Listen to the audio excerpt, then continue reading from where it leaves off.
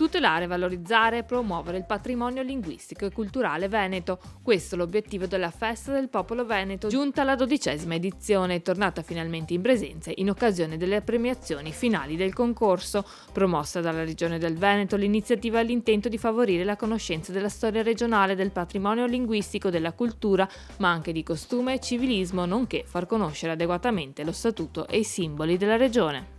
Sicuramente una bella soddisfazione, Festa del Popolo Veneto che celebriamo tutti gli anni insieme ai ragazzi delle scuole per tramandare e valorizzare la nostra cultura, l'identità, la lingua veneta attraverso tanti progetti promossi appunto dagli istituti scolastici, promossi dalle nostre Pro Loco che sono le prime realtà che conservano identità e tradizioni dei territori. 27 i premi da altrettante classi, 89 in tutti i progetti partecipanti al concorso. Braccio operativo, come di consueto, i volontari delle Pro Loco. È una soddisfazione per noi, è una soddisfazione per la Regione Veneto che promuove questa iniziativa, la finanzia e punta a far sì che non si dimentichi quella che è la nostra cultura e la nostra storia. Un concorso le cui premiazioni si tengono non a caso in concomitanza con la Festa del Popolo Veneto, istituita con la legge regionale nel 2007 e celebrata ogni anno il 25 marzo, giorno della fondazione di Venezia.